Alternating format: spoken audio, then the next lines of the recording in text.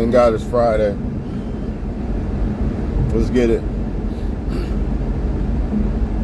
Have y'all ever had an issue with your fingerprinting on your phone in general, or especially after you put a screen protector on there?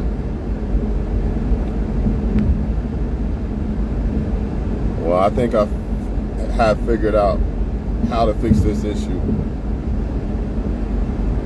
Instead of fingerprinting the phone before you put the screen protector on there, which you could do that too, make another fingerprint after you put the screen protector on there, and it'll work like a charm,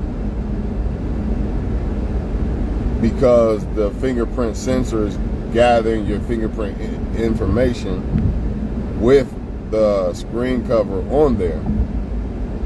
Makes a big difference. So again,